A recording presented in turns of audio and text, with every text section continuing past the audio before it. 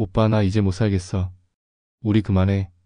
그 한마디가 제 삶을 완전히 뒤집어 놓은 건 불과 6개월 전이었습니다. 전자레인지가 띵 소리를 내며 돌아가는 것을 멍하니 바라봤습니다. 컵라면에 물을 부어놓고 3분을 기다리는 게 요즘 제 저녁 준비의 전부였죠. 거실 소파에는 아내가 두고 간 쿠션 하나가 덩그러니 남아있었고 그걸 볼 때마다 손이 자동으로 그쪽으로 가곤 했습니다. 아 맞다. 이제 혼자구나. 매번 되뇌이지만 익숙해지질 않았습니다. 라면 국물을 후루룩 마시면서 창밖을 봤습니다. 맞은편 아파트 거실에는 가족들이 둘러앉아 저녁을 먹고 있었고 아이가 뭔가 재밌는 말을 했는지 모두가 웃고 있었죠. 나도 저랬었는데 언제부터 우리는 서로를 보며 웃지 않게 됐을까요? 휴대폰을 들어 통화 목록을 내렸습니다. 딸아 이름이 보였고 마지막 통화는 2주 전이었습니다. 전화를 걸까 하다가 그냥 화면을 껐습니다. 지금 전화하면 뭐라고 하지? 밥 먹었냐? 그것밖에 할 말이 없잖아. 컵라면 용기를 싱크대에 버리고 소파에 누웠습니다. 천장의 형광등이 희미하게 깜빡거렸지만 갈아 끼울 생각도 나지 않았죠. 그렇게 또 하루가 지나가고 있었습니다. 다음날 점심시간 회사 식당에서 혼자 밥을 먹고 있는데 김대리가 옆자리에 털썩 앉았습니다. 박 과장님 요즘 안색이 왜 그래요? 완전 귀신 같은데. 그래? 그냥 좀 피곤해서. 피곤한 게 아니라 죽어가는 것 같은데요. 솔직히 말씀드리면 요즘 일 처리도 예전 같지 않으세요. 뜨끔했습니다. 실제로 최근 실수가 잦았고 상무님한테 2번이나 지적을 받았었죠. 운동이라도 하세요. 저희 아버지도 이혼하시고 완전 폐인처럼 사시다가 산악회 나가시면서 완전히 달라지셨어요. 지금은 여자친구도 생기고 완전 인생 이막 사시던데. 산악회라. 사실 등산은 평생 한 번도 제대로 해본 적이 없었습니다. 아내가 당신은 집에서 TV나 보는 게 취미지라고 비아냥거린 적도 있었죠. 그런데 지금 이 상태로 계속 살 수는 없었습니다. 뭐라도 해야 해. 이러다간 진짜 미쳐버리겠어. 그날 저녁 처음으로 컵라면 대신 제대로 된 저녁을 사 먹고 집에 돌아왔습니다. 노트북을 켜고 부산 산악회를 검색했죠. 수십 개의 산악회가 나왔고 그 중에서 우리 동네와 가까운 푸른 산악회라는 곳에 눈이 갔습니다. 홈페이지에 들어가니 단체 사진이 있었습니다. 50대로 보이는 사람들이 대부분이었고 남녀 비율도 적당해 보였죠. 사진 속 사람들은 모두 환하게 웃고 있었습니다. 저 사람들도 다 저마다의 사연이 있겠지. 나만 힘든 건 아니야. 떨리는 손으로 가입 신청 버튼을 눌렀습니다. 이름, 나이, 연락처를 적고 간단한 자기소개란에는 등산 초보입니다. 잘 부탁드립니다 라고만 적었죠. 신청 완료 메시지가 뜨는 순간 가슴이 두근거렸습니다. 두려움인지 설렘인지 알 수 없는 감정이었습니다.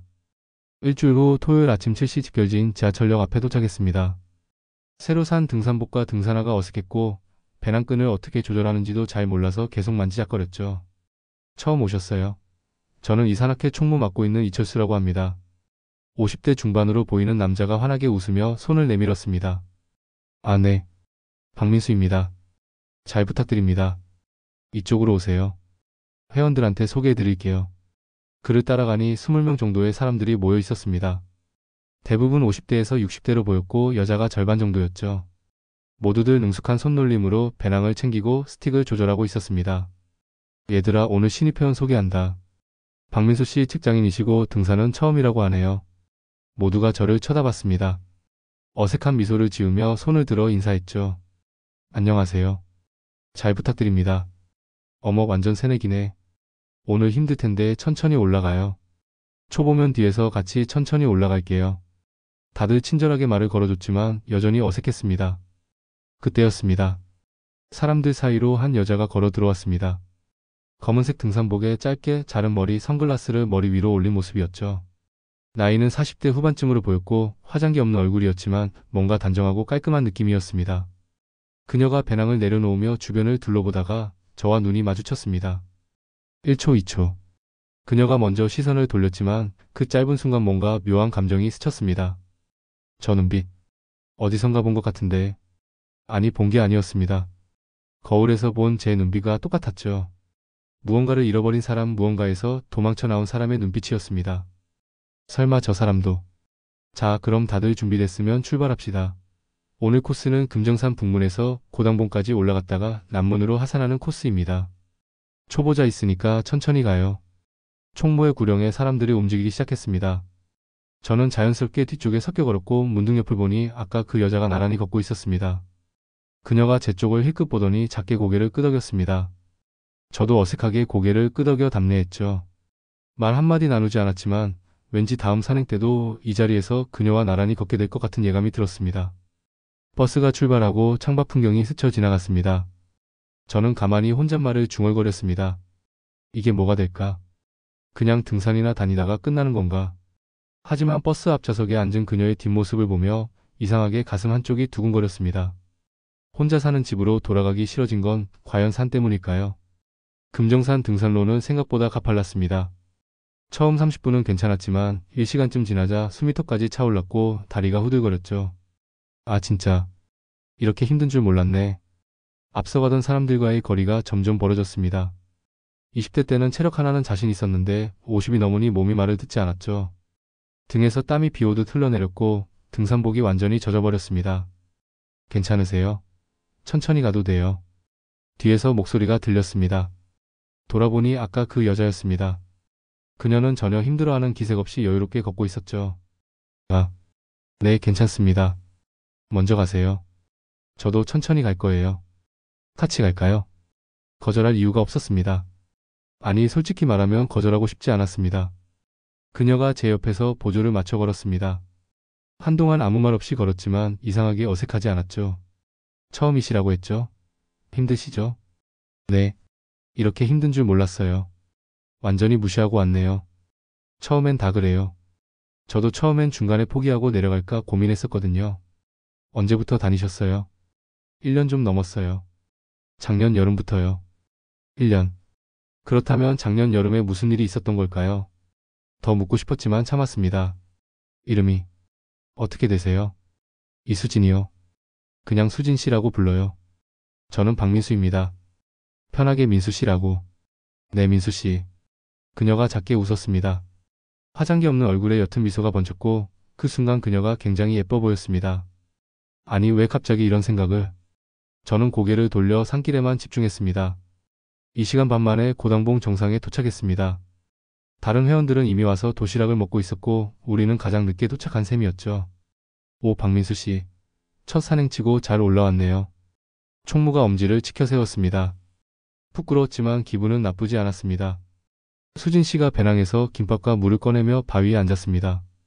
저도 편의점에서 산 삼각김밥을 꺼내 옆에 앉았죠. 와, 경치 진짜 좋네요. 그렇죠? 이래서 산에 오는 거예요. 여기 오면 아래 세상 일이 다 사소해 보이거든요.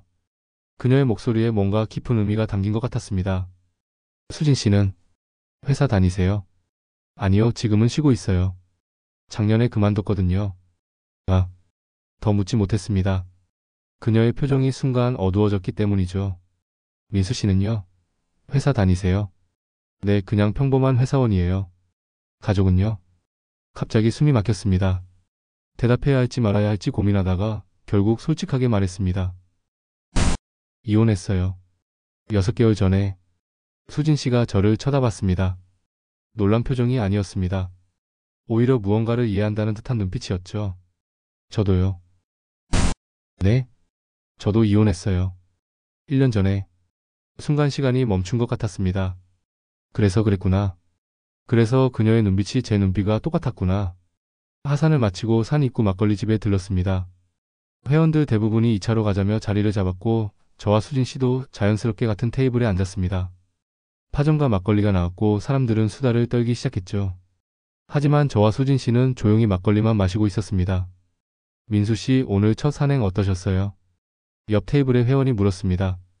힘들었지만 좋았어요. 다음 주에도 참석하고 싶습니다. 오, 좋아요. 다음 주는 황령산인데 금정산보다 훨씬 쉬워요. 다들 웃으며 술잔을 부딪혔습니다. 2차가 끝나고 사람들이 하나둘 흩어졌습니다. 저는 지하철역으로 걸어가는데 수진 씨도 같은 방향이었습니다. 같은 방향이세요? 네, 저도 지하철 타요. 나란히 걸으면서 이상하게 말이 나오지 않았습니다. 하고 싶은 말은 많았지만 뭐라고 시작해야 할지 몰랐죠. 역 해찰구 앞에 도착했을 때 수진 씨가 먼저 입을 열었습니다. 민수 씨, 오늘 같이 걸어줘서 고마웠어요. 아니에요. 덕분에 무사히 올라갔죠. 다음 주에도. 그녀가 잠시 망설이더니 작게 웃으며 말했습니다. 다음 주에도 오시죠? 가슴이 두근거렸습니다. 그냥 산악회 모임에 나오라는 말이었을 뿐인데 왜 이렇게 가슴이 뛰는지 알 수 없었습니다. 네, 당연히 나가야죠. 그럼 다음 주에 봐요. 그녀가 손을 흔들며 개찰구 안으로 들어갔습니다. 저는 한동안 그 자리에 서서 그녀의 뒷모습을 바라봤죠. 지하철 안에서 창밖을 바라보며 혼자 생각에 잠겼습니다. 이상하다. 오늘 하루 종일 그 사람 생각만 했어. 아내와 헤어진 후 6개월 동안 단 한 번도 다른 여자를 생각해 본 적이 없었습니다. 아니, 생각할 여유조차 없었죠. 그런데 오늘 수진 씨와 함께 산을 오르고 막걸리를 마시면서 처음으로 살아있다는 느낌을 받았습니다. 집에 도착해서 샤워를 하고 침대에 누웠습니다. 천장을 바라보며 그녀가 마지막으로 했던 말을 떠올렸죠. 다음 주에도 오시죠? 그 한마디가 일주일 내내 귓가에 맴돌 것 같았습니다. 다음 주가 왜 이렇게 안 오지? 이혼 후 처음으로 다음 주말이 기다려졌습니다. 휴대폰 알림이 울렸습니다. 산악회 단톡방에 메시지가 온 것이었죠. 다음 주 일정 공지합니다. 황령산 코스 토요일 오전 7시 집결. 그리고 그 아래 수진 씨의 메시지가 떴습니다. 참석합니다. 저도 손가락이 저절로 움직여 답장을 보냈습니다. 참석합니다. 화면을 내려놓고 눈을 감았습니다. 그녀의 얼굴이 어른거렸고 그 미소가 마음 한구석을 따뜻하게 녹여주는 것 같았습니다. 이게 뭐지? 설마 내가 지금 생각을 멈췄습니다. 아직은 아니었습니다. 아직은 그냥 같은 처지의 사람을 만난 것뿐이라고 스스로를 다독였죠. 하지만 가슴속 깊은 곳에서는 알고 있었습니다. 이미 시작됐다는 것을. 그 주 내내 일이 손에 잡히지 않았습니다. 회의 중에도 멍하니 창밖만 바라보고 있었고 김대리가 과장님 괜찮으세요? 라고 물었을 때도 응 괜찮아라고만 대답했죠. 괜찮을 리가 없었습니다. 수진 씨 생각이 하루에도 몇십 번씩 떠올랐습니다. 그녀가 산을 오르며 땀을 닦던 모습, 막걸리를 마시며 작게 웃던 모습, 다음 주에도 오시죠? 라고 물었던 그 목소리까지. 미친 건가? 한 번 본 사람을 이렇게까지 생각하다니. 하지만 멈출 수가 없었습니다. 퇴근길 지하철에서도 혹시 그녀를 마주칠까 싶어 주변을 두리번거렸고 편의점에서 삼각김밥을 살 때도 다음엔 뭘 준비해갈까 고민했죠. 목요일 저녁 처음으로 등산용품점에 들렀습니다. 직원에게 초보자인데 뭘 준비하면 좋을까요? 라고 물으며 스틱과 물통, 속건, 티셔츠를 샀습니다. 집에 돌아와 거울 앞에서 등산복을 입어보며 웃었죠. 50 넘은 남자가 뭐하는 짓이야. 하지만 나쁘지 않았습니다. 오히려 설렜습니다. 토요일 아침 일부러 20분 일찍 집결지에 도착했습니다. 혹시 그녀가 먼저 와 있을까 해서였죠. 하지만 아직 아무도 없었습니다. 배낭을 내려놓고 주변을 서성이며 시계를 확인했습니다. 6시 45분. 너무 일찍 왔나? 사람들이 하나둘 모이기 시작했습니다. 총무님, 다른 회원들. 그리고 마침내 6시 55분 수진 씨가 나타났습니다. 회색 등산복에 흰색 모자를 쓴 그녀는 저를 발견하고는 손을 흔들었습니다. 벌써 오셨어요? 일찍 오셨네요. 아, 네.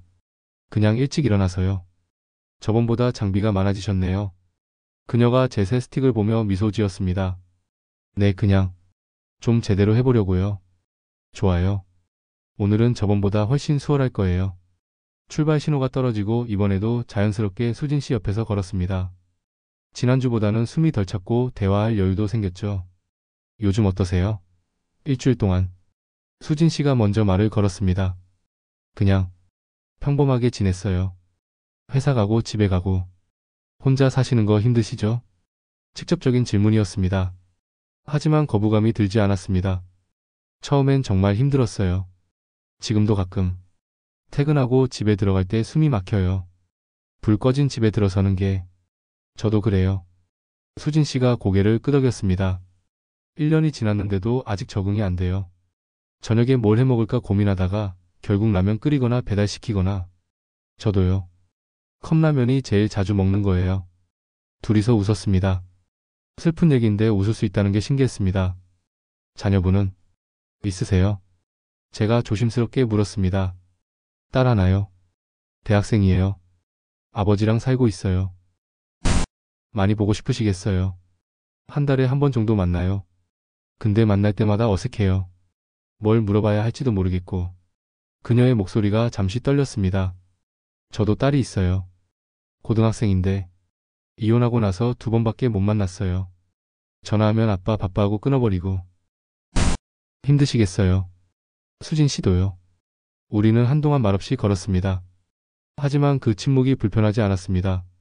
오히려 위로가 됐죠.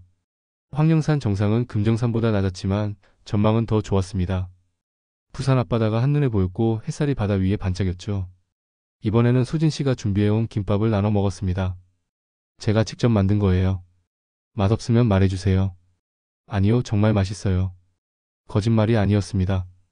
오랜만에 먹어보는 정성이 담긴 음식이었습니다. 민수 씨는 왜 이혼하셨어요? 갑작스러운 질문이었습니다. 하지만 대답하고 싶었습니다. 제가 가정에 소홀했대요. 일만 하고 집에 와도 TV만 보고 아내 말로는 저랑 같이 있어도 혼자 있는 것 같았대요. 그랬군요. 수진 씨는요? 비슷해요. 남편이 바람을 피웠어요. 짧고 단호한 대답이었습니다. 한 번이 아니라 여러 번이었어요. 처음엔 용서했죠. 딸 때문에라도 참아야 한다고 생각했고, 근데 마지막엔 더 이상 못 참겠더라고요. 나 자신이 너무 초라해지는 것 같아서 그녀의 눈가가 붉어졌습니다. 그래서 제가 이혼을 요구했어요. 딸아이한테 미안하지만 저도 살아야 했으니까. 저는 그녀의 손을 잡고 싶었습니다. 하지만 참았습니다. 아직 아니었습니다. 잘하신 거예요. 자기 자신을 지키는 것도 용기잖아요. 고마워요, 민수 씨. 그렇게 말해주는 사람 없었거든요. 다들 참지 그랬어. 딸 생각은 안 해봤어? 만하더라고요. 이번 주는 2차 자리를 패스했습니다. 수진 씨가 저는 오늘 일찍 들어가야 해서요 라고 하자 저도 볼 일이 있어서요 라고 거짓말을 했죠. 하지만 역으로 가는 길에 수진 씨가 카페 앞에서 멈춰 섰습니다. 민수 씨 시간 괜찮으시면 커피 한잔 하실래요? 가슴이 쿵 떨어졌습니다. 네, 좋아요. 카페에 들어가 창가 자리에 앉았습니다. 아메리카노 2잔을 주문하고 서로 마주보고 앉았죠. 사실 민수 씨한테 하고 싶은 말이 있었어요. 수진 씨가 커피잔을 만지작거리며 말했습니다. 저 이혼하고 나서 사람들이 다 멀어졌어요. 친구들도 친척들도. 이혼녀라는 딱지 때문에 다들 조심스러워하고 연락도 뜸해지고. 그래서 산악회에 가입했어요. 새로운 사람들을 만나고 싶어서. 근데 여기도 다들 표면적으로만 친절하지 깊은 얘기는 안 하더라고요. 그랬군요. 근데 민수 씨는 달라요. 같이 있으면 편해요. 억지로 밝은 척 안 해도 되고 슬픈 척 안 해도 되고. 그녀가 처음으로 제 눈을 똑바로 쳐다봤습니다. 고마워요. 같이 걸어줘서.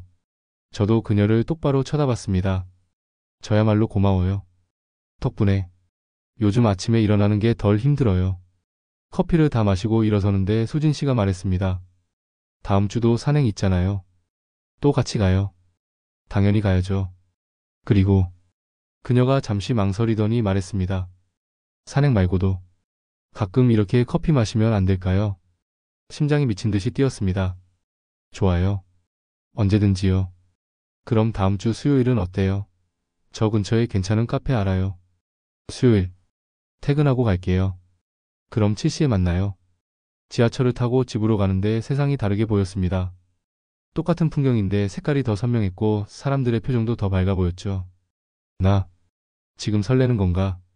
50이 넘어서 설렌다는 게 우스웠습니다. 하지만 멈출 수가 없었습니다. 집에 도착해서 샤워를 하고 처음으로 냉장고를 열어 제대로 된 저녁을 준비했습니다. 달걀 프라이와 햄 밥을 차려놓고 혼자 먹으면서도 기분이 좋았죠.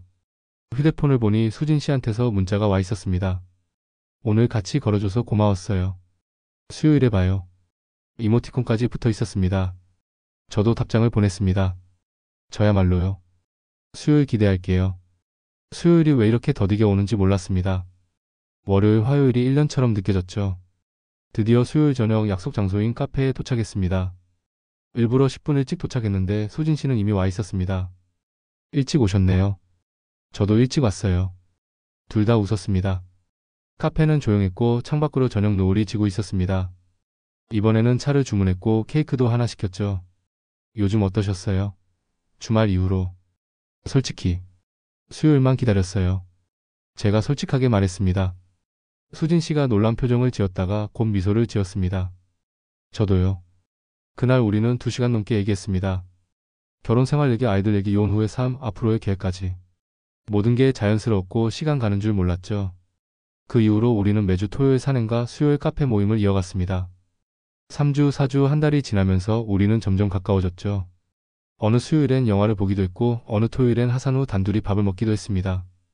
산악회 사람들도 이제 우리를 한 쌍처럼 봤지만 아무도 뭐라 하지 않았습니다. 하지만 우리는 여전히 선을 넘지 않았습니다. 손을 잡지도 포옹하지도 않았죠. 그저 함께 걷고 얘기하고 웃었을 뿐이었습니다. 이대로도 괜찮아. 천천히 가면 돼. 그렇게 생각했습니다. 그러던 어느 목요일 저녁 갑자기 폭우가 쏟아졌습니다.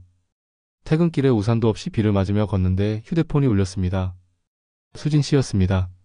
민수 씨 지금 어디세요? 퇴근길이에요. 비 맞으면서 걷고 있어요. 저도요. 지금 역 근처인데 혹시 가까우세요? 가슴이 두근거렸습니다. 저도 거기 근처예요. 그럼 잠깐 만날 수 있을까요? 지금요? 네. 오늘은 집에 가기 싫네요. 그 한마디에 모든 게 달라졌습니다. 카페로 갈까요? 아니요. 수진 씨의 목소리가 떨렸습니다. 민수 씨, 저 오늘 정말 혼자 있기 싫어요. 침묵이 흘렀습니다. 저는 떨리는 손으로 차 키를 꺼냈습니다. 제 차가 주차장에 있어요. 10분만 기다려주세요. 차를 몰고 역으로 갔습니다. 빗속에서 수진 씨가 서 있었습니다. 젖은 머리카락, 흠뻑 젖은 옷, 그리고 쟤를 바라보는 그 눈빛. 차 문을 열었고 그녀가 탔습니다. 어디로 갈까요? 제가 물었습니다. 수진 씨는 대답하지 않았습니다. 그저 제 손을 잡았습니다. 그 순간 우리 둘 다 알았습니다.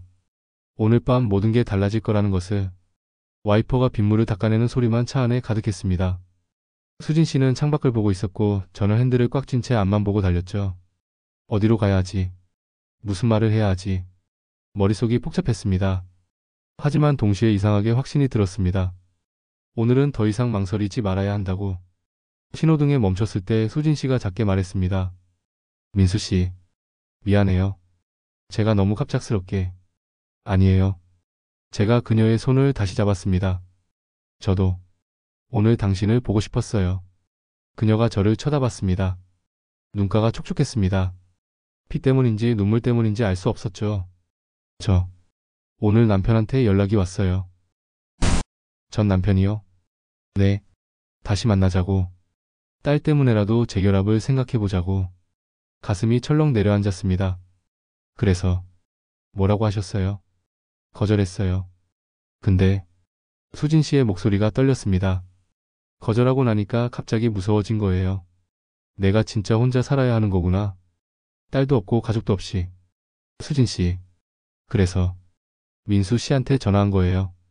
당신 목소리가 듣고 싶어서. 신호가 바뀌었지만 저는 차를 출발시키지 않았습니다.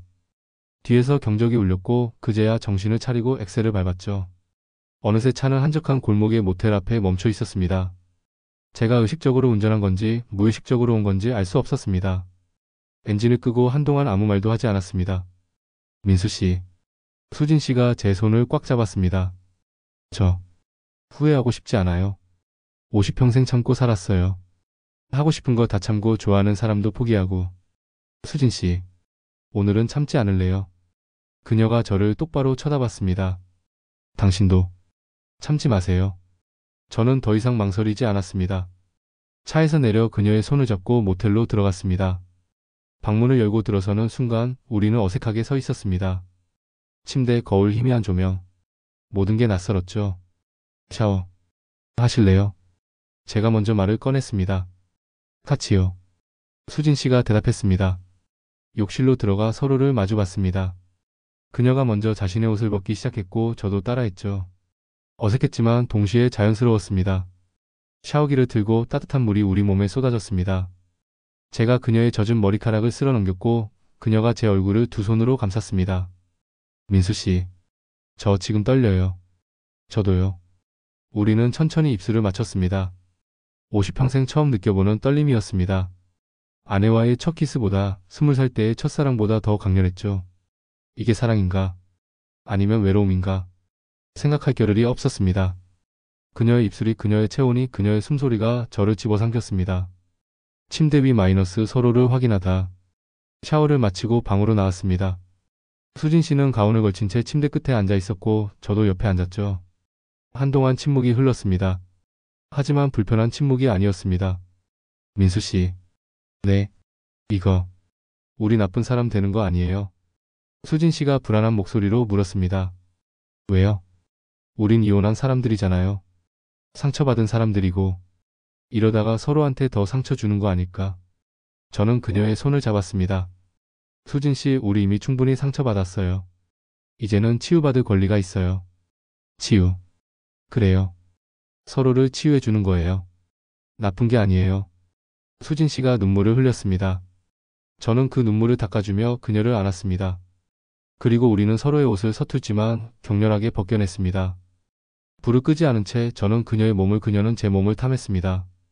부끄럽지 않았습니다. 50이 넘은 몸, 군데군데 상처와 주름이 있는 몸이었지만 서로에게는 아름다웠습니다. 수진 씨의 목선을 따라 입맞춤을 내렸고 그녀는 제 등을 긁어댔습니다. 옷을 벗기니 아름다운 곡선이 드러났고 저는 그 곡선을 손으로 더듬었죠. 민수 씨, 천천히. 괜찮아요. 제가 있잖아요. 우리는 천천히 하지만 확실하게 하나가 됐습니다. 50평생 처음 느껴보는 자유로움이었습니다. 누구의 눈치도 보지 않고 억압하지도 않고 그저 원하는 대로 서로를 원했습니다. 이게 사랑이구나. 그 순간 확신했습니다. 수진 씨도 같은 생각이었는지 제 귓가에 속삭였습니다. 민수 씨, 사랑해요. 가슴이 터질 것 같았습니다. 저도요. 저도 사랑해요. 모든 게 끝나고 우리는 나란히 누워 천장을 바라봤습니다. 수진 씨는 제 팔을 베고 누워 있었고 저는 그녀의 머리카락을 만지작거렸죠. 담배 피우세요? 수진 씨가 물었습니다. 끊은 지 5년 됐어요. 저도요. 근데 오늘은 피우고 싶네요. 그럼 같이 피울까요? 베란다로 나가 편의점에서 산 담배에 불을 붙였습니다. 한개비를 번갈아가며 물고 연기를 내뿜었죠. 밤하늘에는 별이 하나도 보이지 않았지만 그래도 아름다웠습니다. 민수 씨. 네. 우리 이제 어떻게 되는 거예요? 무슨 말이에요? 우리 관계요. 그냥 외로워서 만난 사이인가요? 저는 담배를 끄고 그녀를 안았습니다. 아니에요. 전 당신을 사랑해요. 진심이에요. 저도요. 근데 무서워요. 뭐가요? 다시 상처받을까? 제 시도이 계속 다시 상처받을까 봐요. 또 실패하면 어쩌죠? 저는 그녀의 손을 꼭 잡았습니다. 우린 이미 실패를 겪었어요. 그래서 더 조심할 수 있어요. 더 잘할 수 있고. 정말 그럴 수 있을까요? 해봐요. 같이. 수진 씨가 고개를 끄덕였습니다. 그리고 다시 방 안으로 들어갔죠. 새벽녘 잠에서 깼습니다. 옆에서 수진 씨가 고요히 자고 있었고 그녀의 벗은 어깨가 이불 밖으로 드러나 있었죠. 조심스럽게 이불을 덮어주며 그녀의 얼굴을 바라봤습니다. 자는 모습이 평화로워 보였습니다. 이 사람을 지켜줄 수 있을까? 불안했습니다. 한 번 실패한 남자였으니까요. 가정을 지키지 못한 남자였으니까. 하지만 동시에 확신도 들었습니다. 이번엔 다를 거라고. 이번엔 제대로 할 거라고. 수진 씨가 눈을 떴습니다. 잠결에 저를 보더니 미소를 지었죠. 언제 깨셨어요? 방금요. 잘 잤어요? 네. 오랜만에 푹 잤어요. 그녀가 일어나 앉으며 이불을 끌어안았습니다. 민수 씨 오늘 후회 안 해요? 전혀요. 당신은요? 저도요. 우리는 서로를 보며 웃었습니다. 체크아웃을 하고 밖으로 나왔습니다. 아침 햇살이 눈부셨고 빗물에 씻긴 거리가 깨끗했죠. 차에 타서 수진 씨를 집까지 데려다 주기로 했습니다. 운전하는 내내 손을 잡고 있었고 아무 말도 하지 않았지만 마음은 통했습니다. 수진 씨 집 앞에 도착했습니다. 들어가세요. 푹 쉬고. 민수 씨도요. 내일 산행 있잖아요. 나올 거죠? 당연하죠. 수진 씨가 차에서 내리려다가 다시 돌아와 제 볼에 키스했습니다. 사랑해요. 저도요. 그녀가 멀어지는 모습을 보며 저는 행복했습니다. 오랜만에 느껴보는 진짜 행복이었죠. 이제 시작이야. 진짜 시작. 그날 이후 우리는 더욱 가까워졌습니다. 매주 산행은 물론이고 평일에도 자주 만났죠. 저녁을 먹고 영화를 보고 그리고 다시 모텔로 갔습니다. 죄책감은 없었습니다. 우리는 자유로운 몸이었고 서로를 진심으로 원했으니까요. 하지만 문제는 다른 데 있었습니다. 산악회 사람들의 시선이었습니다. 처음엔 모르는 척했습니다. 우리가 항상 붙어 다니고 산행 후에는 단둘이 사라지는 것을 눈치챘을 텐데도 아무도 뭐라 하지 않았죠. 하지만 3주쯤 지나자 분위기가 달라졌습니다. 어느 토요일 산행 중 저와 수진 씨가 조금 뒤처져 걸을 때였습니다. 앞에서 걷던 두 여자 회원의 대화가 들렸죠. 저 두 사람 완전히 사귀는 거 맞지? 그러게. 맨날 붙어 다니잖아. 이혼남이랑 이혼녀가 만나면 그렇게 되나 봐. 좀 조심하지. 여기가 무슨 소개팅 장소야? 수진 씨가 걸음을 멈췄습니다. 얼굴이 창백해졌죠. 저는 그녀의 손을 잡았습니다. 신경 쓰지 마세요. 근데 우리 잘못한 거 없어요. 하지만 수진 씨의 표정은 계속 어두웠습니다. 하산을 마치고 막걸리 집에 갔을 때 회장이 저를 따로 불렀습니다. 박 씨 잠깐 나와봐요. 밖으로 나가자 회장이 담배를 피우며 말했습니다. 박 씨 이수진 씨랑 사귀는 거 맞죠? 네. 숨길 이유가 없었습니다. 두 사람 다 성인이고 이혼한 몸이니까 뭐라 할 순 없어요. 근데 말이죠. 회장이 담배 연기를 내뿜었습니다. 여기 산악회예요. 남녀 만나는 소개팅 클럽이 아니고 다른 회원들이 불편해하면 곤란해요. 죄송합니다. 미안하지만 좀 조심해주세요. 아니면 둘 중 한 명이 나가든가. 가슴이 답답했습니다. 알겠습니다. 그날 저녁 수진 씨한테 전화했습니다. 수진 씨 괜찮아요? 아니요. 그녀의 목소리가 떨렸습니다. 오늘 여자 회원들이 저한테 직접 말했어요. 산악회를 남자 만나는 곳으로 착각하냐고. 뭐라고요? 민수 씨 저 산악회 그만둘게요. 왜요? 우리 잘못한 거 없잖아요. 근데 사람들이 다 그렇게 보잖아요. 저 때문에 민수 씨까지 욕먹는 거 싫어요. 수진 씨 같이 얘기해요. 만나서. 오늘은 혼자 있고 싶어요. 미안해요. 전화가 끊겼습니다. 그 이후 수진 씨는 산행에 나오지 않았습니다. 전화도 받지 않았고 문자 답장도 없었죠. 저는 매일 밤 그녀의 집 앞을 서성였습니다. 불은 켜져 있었지만 초인종을 누를 용기가 나지 않았습니다. 내가 그녀를 힘들게 하는 건가? 차라리 떠나는 게 맞는 건가? 하지만 포기할 수 없었습니다. 이제 막 시작한 사랑이었으니까요. 금요일 저녁 퇴근하고 집에 돌아왔을 때 문 앞에 수진 씨가 서 있었습니다. 눈이 퉁퉁 부어 있었고 머리도 산발이었죠. 수진 씨, 민수 씨, 미안해요. 제가 비겁했어요. 그녀가 제 품에 안겼습니다. 사람들 시선 무서워서 도망쳤어요. 근데 일주일 내내 당신 생각만 났어요. 저도요. 매일 밤. 민수 씨. 수진 씨가 고개를 들어 저를 쳐다봤습니다. 우리 계속해요. 사람들이 뭐라든 산악회를 그만두든 상관없어요. 전 당신이 필요해요. 저는 그녀를 꽉 안았습니다. 저도요. 당신 없이는 못 살아요. 하지만 우리는 몰랐습니다. 진짜 시련은 이제 시작이라는 것을. 주말 우리는 마지막으로 산악회 산행에 참석했습니다. 함께 회장에게 말하기 위해서였죠. 회장님, 저희 두 사람 다 산악회 탈퇴하려고 합니다. 회장이 난처한 표정을 지었습니다. 꼭 그래야겠어요. 그냥 조용히 다니면 되는데. 아니요. 다른 회원분들 불편해 하시는데 저희가 계속 있을 순 없죠. 수진 씨가 단호하게 말했습니다. 그래요. 어쩔 수 없네요. 두 분 다 좋은 분들인데 이렇게 보내서 아쉽네요.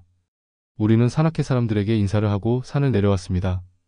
몇몇은 아쉬워했지만 대부분은 무관심했죠. 이제 우리 둘뿐이네. 하지만 무섭지 않았습니다. 오히려 홀가분했습니다. 산악회를 그만둔 후 우리는 더욱 자주 만났습니다. 매주 주말엔 단둘이 등산을 갔고 평일엔 저녁마다 만나 밥을 먹었죠. 수진 씨 집에 가기도 했고 제 집에 오기도 했습니다.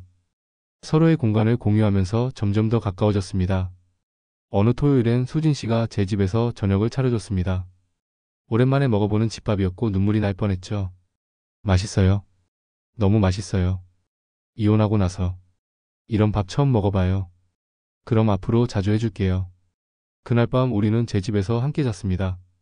아침에 일어나 같이 커피를 마시고 신문을 보고 평범한 부부처럼 시간을 보냈죠. 이게 행복이구나. 그런 평화로운 시간이 한 달쯤 이어졌을 때 갑작스러운 전화가 왔습니다. 수진 씨 딸 지연이었습니다. 엄마 나야. 지연아. 어떻게 전화를? 엄마 남자 만나? 수진 씨의 얼굴이 굳었습니다. 우리는 그때 제 집 거실에 있었고 저는 옆에서 그 대화를 다 들을 수 있었죠. 어떻게 알았어? 아빠한테 들었어. 엄마 산악회 사람들이 아빠한테 연락했대. 엄마가 남자랑 사귄다고. 지연아 그건. 엄마 진짜야? 이혼한 지 1년밖에 안 됐는데 벌써? 지연아. 아빠는 엄마 다시 만나고 싶어 해. 근데 엄마는 벌써 다른 남자? 수진 씨의 손이 떨렸습니다. 지연아 엄마 얘기 좀 들어봐. 엄마는? 엄마 나 실망했어. 전화 끊을게. 뚝. 전화가 끊어졌습니다. 수진 씨가 휴대폰을 떨어뜨리고 주저앉았습니다. 저는 급히 다가가 그녀를 안았죠. 수진 씨 괜찮아요. 차근차근 설명하면 민수 씨, 그녀가 울먹였습니다. 채딸이 절 실망했대요. 채딸이 지연이가 아직 어려서 그래요. 시간이 지나면 이해할 거예요. 아니에요. 지연이 말이 맞아요. 전 나쁜 엄마예요. 이혼하고 1년도 안 돼서 벌써 남자를 만나고. 그게 왜 나쁜 거예요? 우린 둘 다 자유로운 몸이잖아요.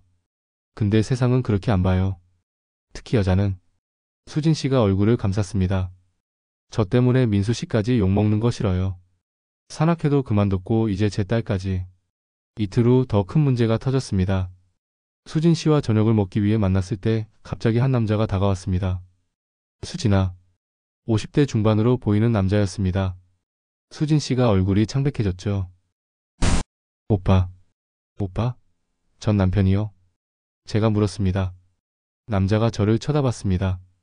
적대적인 눈빛이었죠. 당신이 박민수 씨? 내 와이프를 꼬신 사람? 와이프라니요. 이미 이혼하셨잖아요. 이혼했어도 지연이 엄마야. 그런 여자를 가지고 놀면 안 되지. 화가 치밀었습니다. 가지고 논다니요? 전수진 씨를 진심으로. 됐어. 나랑 얘기 좀 하자. 전 남편이 수진 씨의 팔을 잡았습니다. 오빠나. 수진아, 우리 다시 생각해보자. 지연이 때문에라도. 싫어. 난 오빠랑 끝났어. 수진아. 전 남편이 애원하는 목소리로 말했습니다. 내가 잘못했어. 진심으로 반성하고 있어. 한 번만 더 기회를 줘. 안 돼. 난 이제 다른 사람 만나고 있어. 그 사람 때문에 지연이가 울고 있어. 아빠한테 전화해서 울면서 엄마가 나버렸다고 하는 거 알아? 수진 씨가 흔들렸습니다. 눈에 눈물이 고였죠. 지연이가. 우리 다시 시작하자. 지연이한테 완전한 가족을 돌려주자. 그날 저녁 수진 씨는 아무 말도 하지 않았습니다. 저도 뭐라 위로해야 할지 몰랐죠. 집까지 데려다주고 헤어질 때 수진 씨가 말했습니다. 민수 씨. 미안해요. 저 좀 혼자 생각할 시간이 필요해요. 무슨 생각이요? 우리 이대로 계속해도 되는 건지. 제 딸이 이렇게 힘들어하는데.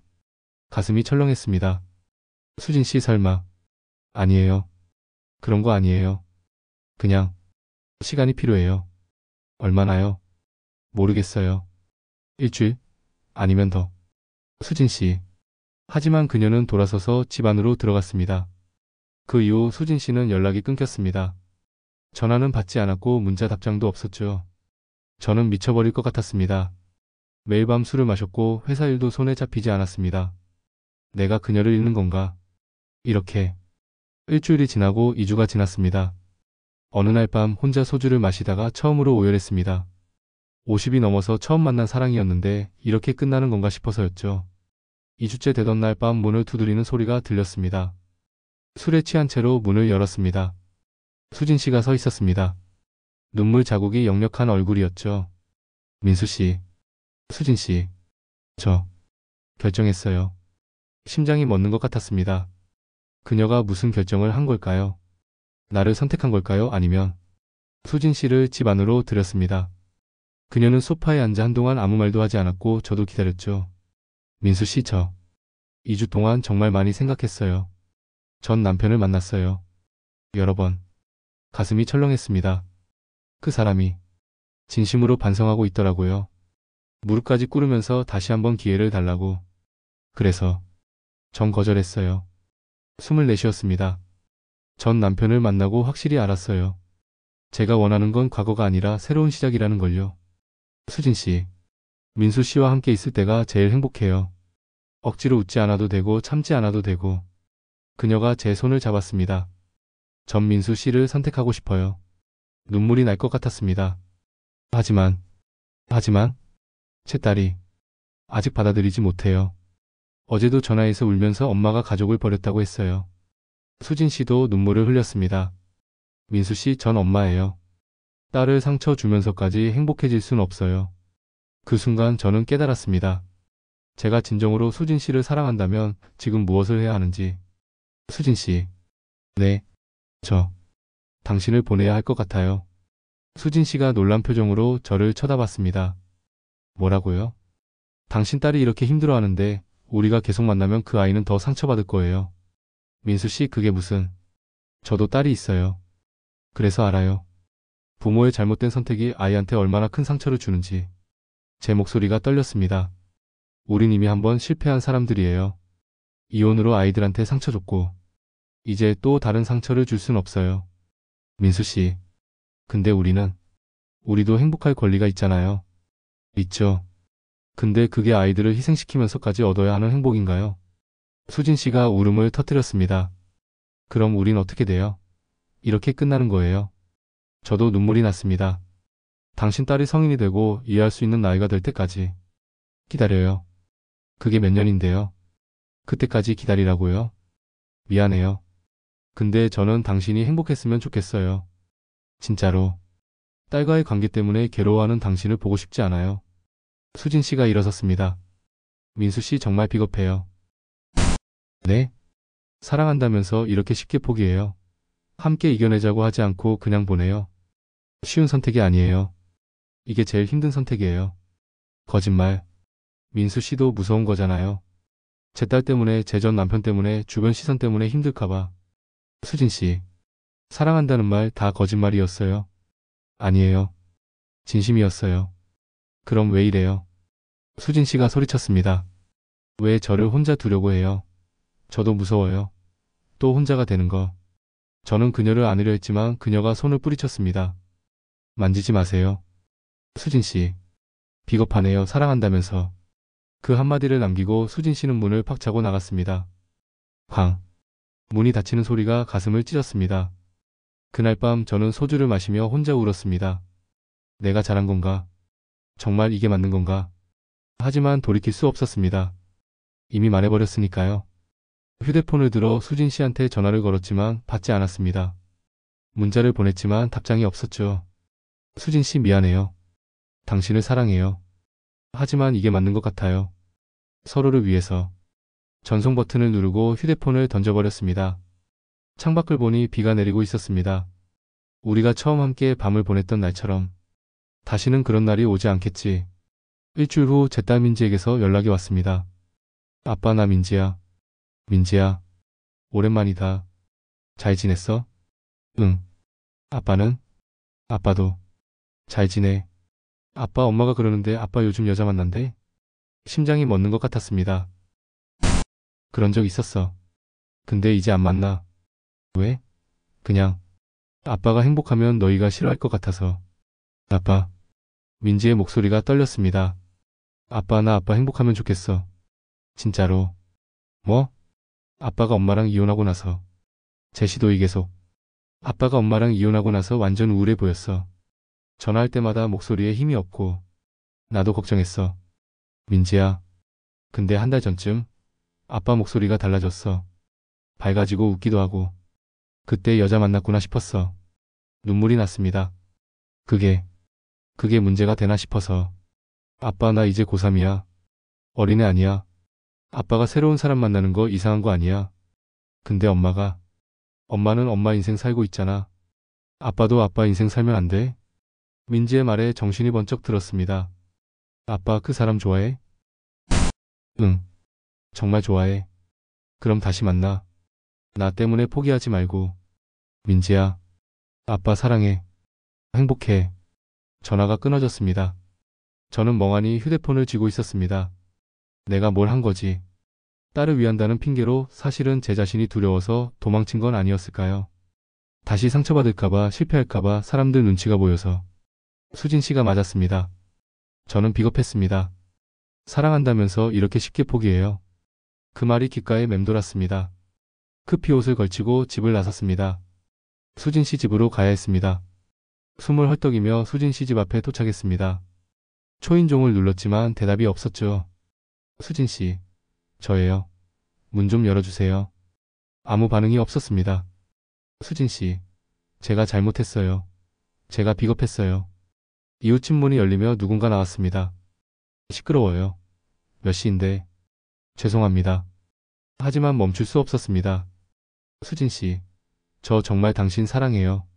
포기하고 싶지 않아요. 그때 문이 열렸습니다. 수진 씨가 서 있었습니다. 얼굴이 퉁퉁 부어 있었고 눈이 빨갛게 충혈돼 있었죠. 지금 뭐 하는 거예요? 수진 씨 미안해요. 제가 너무 겁쟁이였어요. 이제 와서. 아직 늦지 않았어요. 우리 다시 시작해요. 제대로. 민수 씨, 저 지쳤어요. 이렇게 불안한 사랑 힘들어요. 제가 불안하지 않게 해줄게요. 약속할게요. 수진 씨가 한숨을 쉬었습니다. 민수 씨, 그게 문제가 아니에요. 뭐가요? 제 전 남편이 지연이한테 양육권 재판 신청한대요. 뭐라고요? 저랑 민수 씨 관계를 증거로 제시하면서 제가 부적절한 환경에서 살고 있으니 지연이를 키울 자격이 없대요. 머리를 망치로 맞은 것 같았습니다. 그게 법적으로 가능해요. 변호사가 그러는데 가능하대요.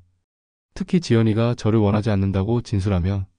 수진 씨가 주저앉았습니다. 민수 씨, 저 딸을 잃을 수도 있어요. 일주일 후 더 나쁜 소식이 들려왔습니다. 제 회사에 익명의 제보가 들어갔다는 거였습니다. 박 과장 인사팀에서 부른대요. 인사팀에 가니 차장이 심각한 표정으로 앉아 있었습니다. 박 과장, 이게 뭡니까? 테이블 위에 놓인 서류들. 수진 씨와 제가 모텔에 들어가는 사진, 함께 걷는 사진들이었습니다. 누가? 익명 제보입니다. 박 과장이 유부녀와 부적절한 관계를 맺고 있다고. 유부녀가 아닙니다. 이혼한 사람이에요. 그래도 문제입니다. 우리 회사 이미지에. 제 사생활이잖아요. 회사 직원의 사생활도 회사 이미지입니다. 특히 관리직은. 차장이 한숨을 쉬었습니다. 일단 2주간 자택 대기하세요. 징계위원회에서 결정하겠습니다. 집으로 돌아오는 길에 수진 씨한테 전화가 왔습니다. 민수 씨, 전 남편이 그랬어요. 뭘요? 민수 씨 회사에 제보한 것도 우리 사진 찍은 것도 다 자기라고. 우리 헤어지지 않으면 민수 씨 회사에서 잘릴 거래요. 온몸에 힘이 빠졌습니다. 그 사람이. 민수 씨 미안해요. 다 제 잘못이에요. 아니에요. 당신 잘못 아니에요. 민수 씨, 우리 이제 정말 끝내야 할 것 같아요. 수진 씨, 이러다 민수 씨 인생까지 망가뜨릴 순 없어요. 전 괜찮아요. 혼자 살아왔으니까. 수진 씨 절대 안 돼요. 우리 민수 씨 사랑했어요. 진심으로. 뚝. 전화가 끊어졌습니다. 그날 밤 저는 소주를 마시다가 문득 베란다로 나갔습니다. 아래를 내려다봤습니다. 10층이었죠. 이렇게 끝내면 모든 게 편해지려나. 손을 난간에 올렸습니다. 그때 휴대폰이 울렸습니다. 딸 민지였습니다. 아빠자? 아니. 아빠 내일 시간 돼? 나 아빠 보고 싶어. 눈물이 주르륵 흘렀습니다. 응. 아빠도 보고 싶어. 그럼 내일 점심 같이 먹자. 아빠 좋아하는 갈비집. 그래. 그러자. 아빠 사랑해. 아빠도. 전화를 끊고 베란다에서 돌아왔습니다. 난간에서 손을 떼었습니다. 아직 안 돼. 아직은. 하지만 수진 씨 없는 삶을 어떻게 살아야 할지 막막했습니다. 모든 게 무너진 것 같았습니다. 다음날 민지를 만났습니다. 1년 만에 보는 딸은 훌쩍 컸고 어른스러워 보였죠. 아빠 살 빠졌다. 응. 요즘 입맛이 없어서. 그 여자 때문이야. 갈비를 먹다 말고 멈췄습니다. 민지야. 아빠 나한테 얘기해봐. 무슨 일 있었어? 저는 민지에게 모든 걸 털어놨습니다. 수진 씨를 만난 것, 사랑하게 된 것, 그리고 지금의 상황까지. 민지는 묵묵히 듣고 있었습니다. 그래서 지금 헤어진 거야? 응. 그 사람 딸이 반대하고 전 남편이 방해하고 내 회사에도 문제가 생기고 모든 게 꼬였어. 아빠는 그 사람 정말 사랑해? 응. 진심으로. 민지가 한숨을 쉬었습니다. 아빠 그럼 왜 포기해? 사랑하는 사람 잃는 게 더 무섭지 않아? 민지야. 세상이 그렇게 단순하지 않아. 단순해. 아빠가 복잡하게 만드는 거야. 민지가 제 손을 잡았습니다. 아빠 엄마랑 이혼할 때 기억나? 아빠가 나한테 그랬잖아. 민지야, 아빠가 행복하지 않으면 너도 행복할 수 없어라고. 그랬지. 그 말 맞아. 아빠가 불행한데 내가 행복할 수 없어. 그러니까 아빠 행복해. 그게 나한테도 좋은 거야. 눈물이 났습니다. 고마워 민지야.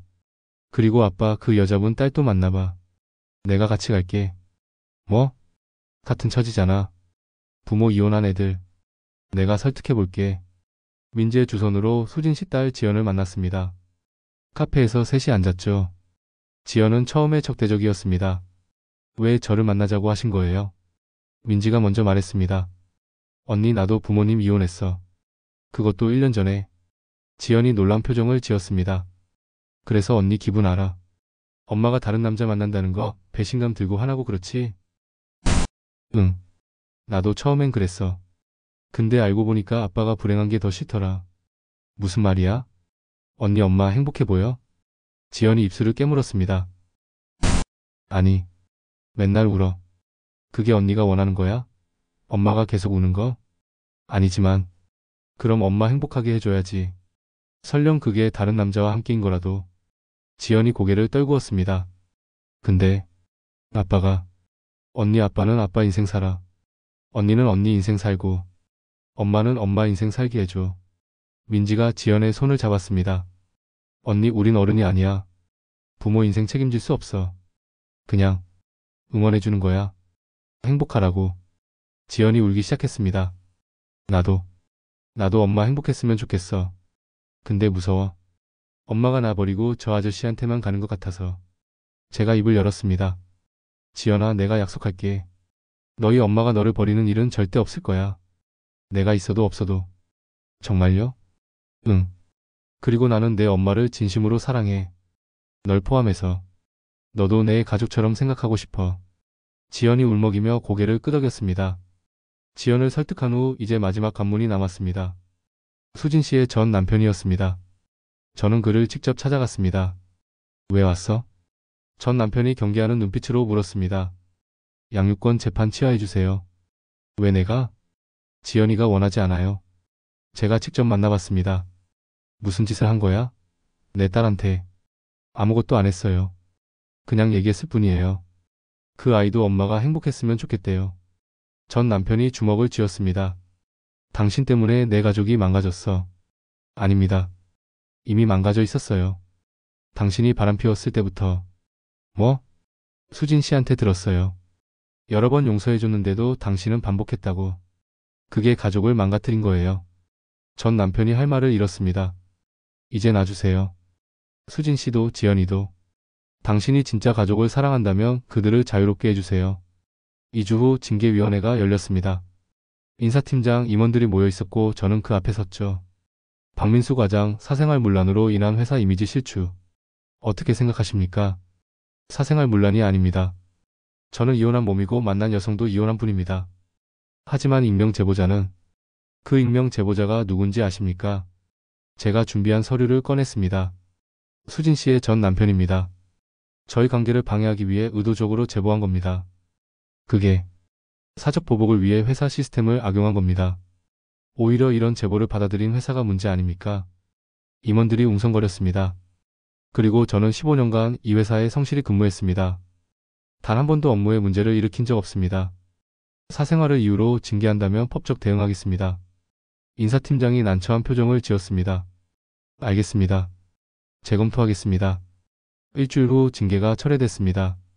모든 문제가 해결된 후 저는 수진 씨를 찾아갔습니다. 그녀는 집에서 혼자 지내고 있었습니다. 초인종을 눌렀고 문이 열렸습니다. 민수 씨. 그녀는 여전히 여유어 있었지만 눈빛은 조금 밝아져 있었습니다. 들어와요. 거실에 앉아 마주봤습니다. 수진 씨 모든 문제 해결했어요. 뭐라고요? 전 남편이 양육권 재판 취하했어요. 지연이도 이제 우릴 받아들였고요. 어떻게? 제 딸 민지가 도와줬어요. 지연이를 설득했죠. 수진 씨가 눈물을 흘렸습니다. 그리고 회사 징계도 철회됐어요. 이제 아무 문제 없어요. 민수 씨. 저는 그녀의 손을 잡았습니다. 수진 씨 다시 시작해요. 이번엔 제대로. 근데 또 문제가 생기면 그때는 함께 해결해요. 혼자가 아니라 둘이서. 수진 씨가 고개를 끄덕이며 제 품에 안겼습니다. 사랑해요, 민수 씨. 저도요. 평생 당신만 사랑할게요. 그날 밤 우리는 함께 저녁을 먹었습니다. 수진 씨가 요리한 음식이었고 정말 맛있었죠. 민수 씨 이제 정말 괜찮은 거죠?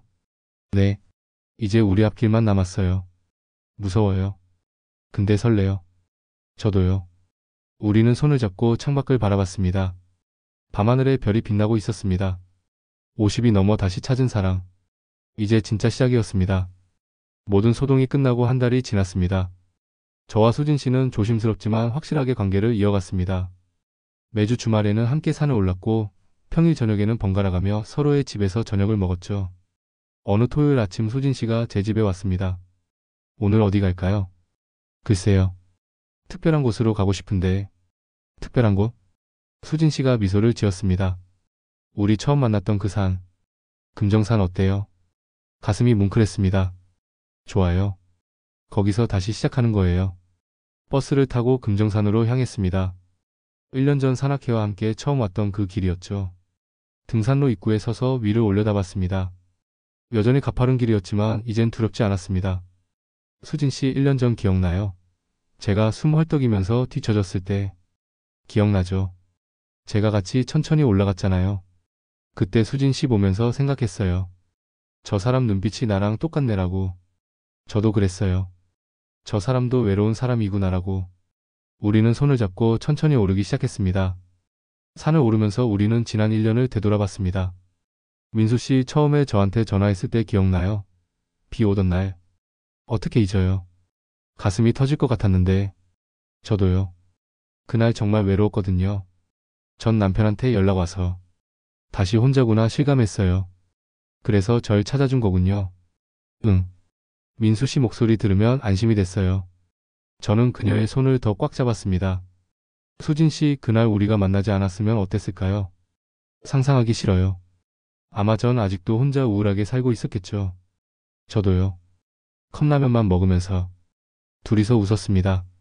근데 민수 씨 중간에 저를 보내려 했을 때 정말 화났어요. 미안해요. 진짜 비겁했어요. 근데 이해는 돼요. 민수 씨도 무서웠을 테니까. 또 실패할까봐. 맞아요. 이혼하고 나서 자신감이 완전히 사라졌었거든요. 나는 사랑받을 자격이 없는 사람이라고 생각했어요. 수진 씨가 걸음을 멈추고 저를 쳐다봤습니다. 민수 씨, 당신은 사랑받을 자격이 있어요. 충분히. 당신도요. 우리는 그 자리에서 서로를 안았습니다. 고당봉 정상이 거의 보이는 지점에서 뜻밖의 광경을 목격했습니다. 민지와 지연이 함께 앉아 있었습니다. 저기. 민지? 지연이? 두 아이가 우리를 보고 손을 흔들었습니다. 엄마, 아저씨, 아빠. 우리는 급히 올라가 아이들에게 다가갔습니다. 너희 어떻게 여기? 민지가 웃으며 말했습니다. 우리도 등산 왔지. 지연 언니랑 친해졌거든. 그래? 언제? 지난주부터요. 같이 공부도 하고 얘기도 하고. 지연이 수진 씨를 쳐다봤습니다. 조금 부끄러운 표였죠. 엄마, 미안해. 그동안 너무 이기적이었어. 수진 씨가 딸을 안았습니다. 아니야, 지연아. 엄마가 미안해. 내 마음도 안 헤아리고. 엄마, 이제 괜찮아. 민지 언니가 많이 얘기해줬어. 엄마도 행복할 권리 있다고. 지연아. 그리고 박 아저씨도 나쁜 사람 아닌 것 같아. 엄마 진짜 좋아하는 거 맞죠? 제가 지연에게 고개를 끄덕였습니다. 응. 내 엄마를 정말 사랑해. 그리고 너도 소중해. 지연이 눈물을 글썽였습니다. 아저씨, 엄마 잘 부탁해요. 울리면 안 돼요. 약속할게. 민지가 제 팔을 잡았습니다. 아빠 행복해 보여서 좋아. 진짜로. 고마워, 민지야. 내가 있어서 아빠가 용기 냈어. 우리 넷은 함께 정상까지 올라갔습니다. 정상에서 부산 시내가 한눈에 내려다 보였습니다. 바다가 반짝이고 도시가 숨쉬고 있었죠. 와, 진짜 멋지다. 민지가 감탄했습니다. 그렇지. 엄마랑 박 아저씨가 여기서 처음 만났대. 지연이 말했습니다. 응. 1년 전이야. 수진 씨가 저를 보며 미소 지었습니다. 1년 만에 다시 왔네요, 민수 씨. 네. 그때랑은 완전히 다른 마음으로. 그때는요? 이 사람 누구지? 왜 자꾸 눈이 가지? 였어요. 저도요. 저 사람 왜 혼자 있는 것처럼 보이지? 였어요. 민지와 지연이 웃었습니다. 완전 운명이네요. 그러게. 드라마 같아. 우리는 넷이 함께 정상바위에 앉았습니다. 마치 오래전부터 가족이었던 것처럼 자연스럽게. 한참을 앉아 있다가 저는 배낭에서 작은 상자를 꺼냈습니다. 수진 씨가 놀란 표정을 지었습니다. 민수 씨, 그게. 수진 씨. 저는 무릎을 꿇었습니다. 50이 넘어서 하는 프로포즈였지만 부끄럽지 않았습니다. 우리 결혼해요. 수진 씨가 손으로 입을 막았습니다. 눈에서 눈물이 흘러내렸죠. 민수 씨. 완벽하진 않아요. 저도 한 번 실패했고 당신도 그렇고.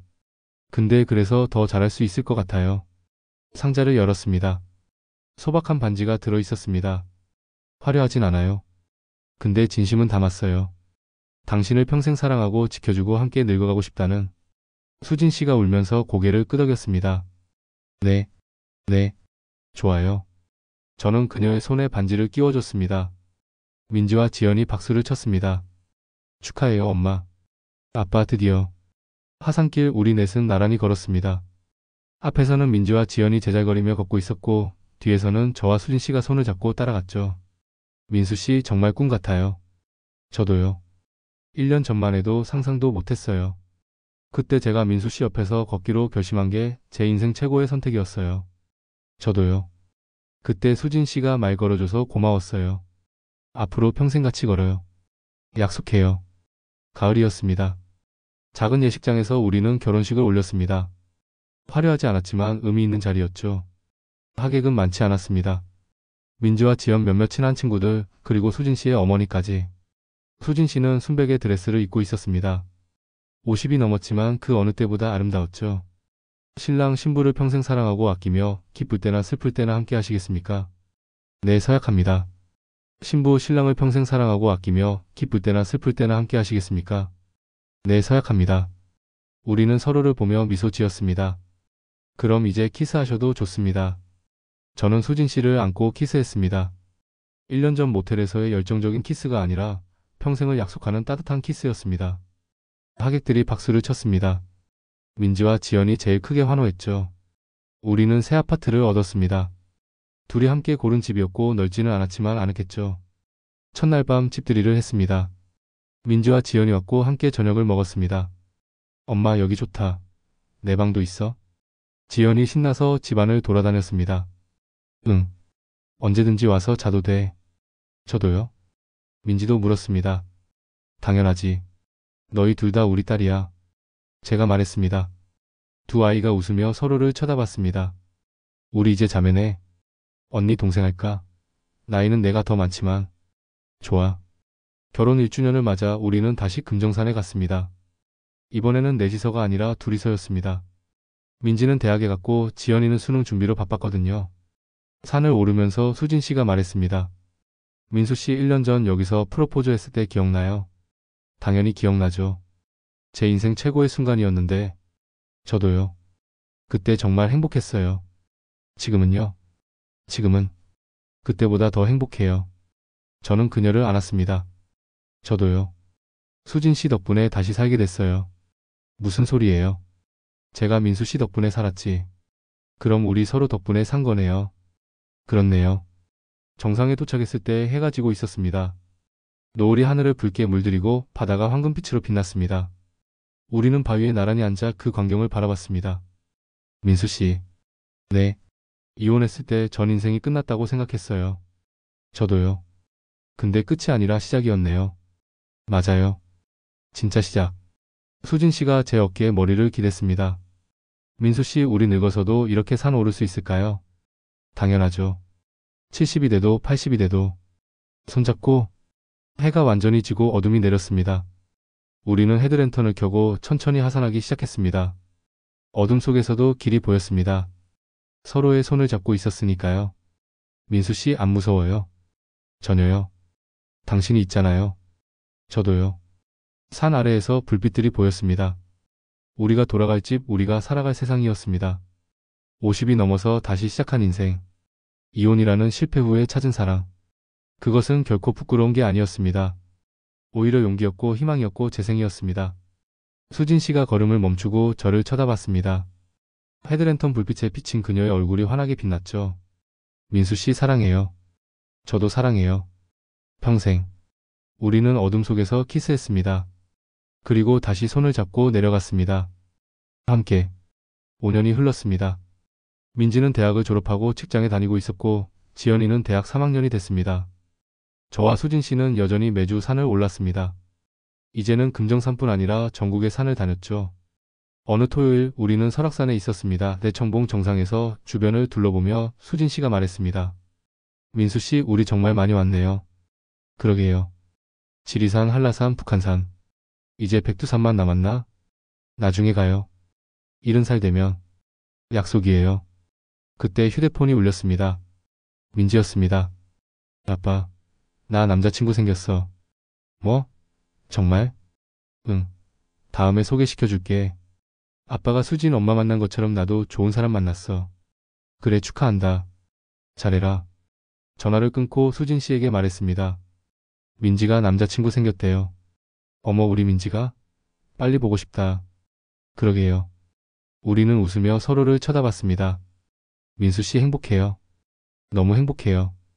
당신은요? 저도요. 이렇게 행복할 수 있을 줄 몰랐어요. 산 위에서 바람이 불었습니다. 시원하고 상쾌한 바람이었죠. 우리는 손을 잡고 주변을 둘러봤습니다. 50대에 다시 시작한 인생. 이혼의 상처를 딛고 찾은 사랑. 그것은 우리에게 재생의 의미였고 용서받은 사랑이었습니다. 그리고 무엇보다 진짜 행복이었습니다. 민수 씨, 우리 계속 이렇게 살아요. 산 오르고 서로 사랑하고. 당연하죠. 평생. 평생. 우리는 다시 손을 잡고 하산을 시작했습니다. 앞으로도 우리는 계속 산을 오를 것입니다. 함께. 영원히. 여러분, 오늘 이야기가 마음에 드셨다면 구독과 좋아요 눌러주세요. 여러분의 작은 응원이 또 다른 따뜻한 이야기를 만들어갑니다.